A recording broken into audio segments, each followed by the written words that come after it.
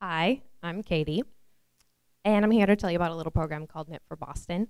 It's a charitable craft program found operating in and around Boston, obviously.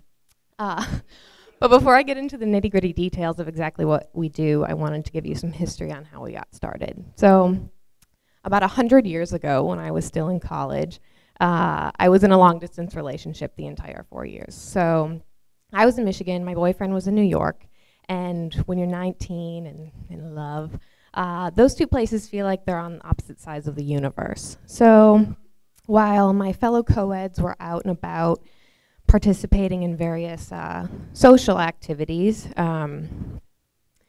chasing tail, whatever, I was not. Lame, I know, but fine.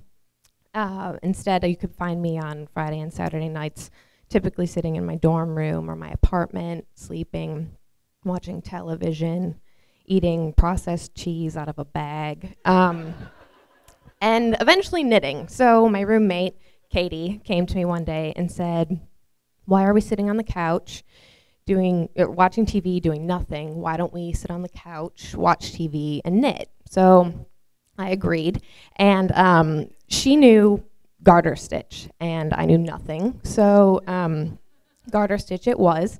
And when you have one set of needles and you know garter stitch, what do you get? Well, for us, scarves.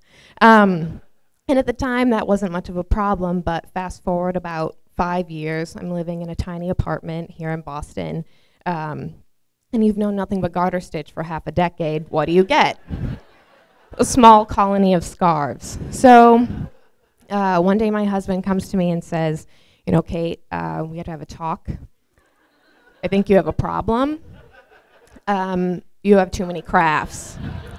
And I said, "Excuse me? I don't understand what you're saying to me, and I don't speak this hate language." But I took a step back and realized that maybe 11 billion scarves is one or two too many. So rather than give them away to family members who don't need them or, throw them away, I don't know, I decided I'll donate them.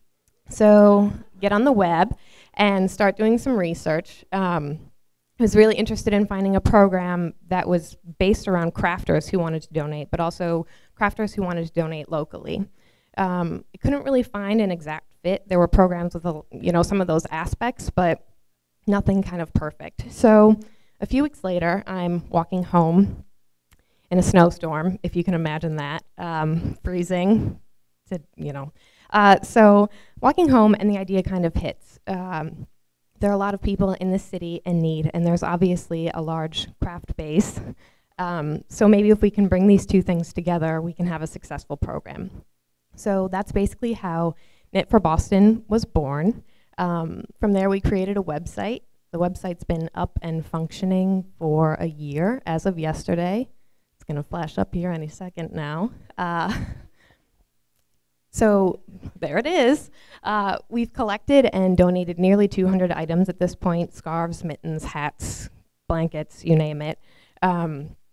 And we work with various programs around the city. So at this point, we're working with some local homeless shelters, a shelter dedicated specifically to children. We work with Dana-Farber and MGH, donating chemo caps to patients with cancer. And I'm here tonight because we're always looking to expand the number of donations that we give to these programs and expand the number of programs we work with. But in order to do that, we need to build up our base of crafters willing to donate items. So knitters, crocheters, quilters, anyone who feels like their craft could go to someone in need or could help someone, we would love to put your item to good use. So don't be turned off by the knit part if you're not a knitter. We love you too. I'm a quilter too. I don't discriminate, it's fine. So if you'd like to read more about the program, more about how to make a donation, please check us out. That's our website, knitforboston.org. You can always email me directly, katie@knitforboston.org. We're on all the major social networking behemoths, Facebook, Ravelry, you know the deal. Or you can just come talk to me the old-fashioned way after the presentation. So we love your support. Thank you for listening. The end.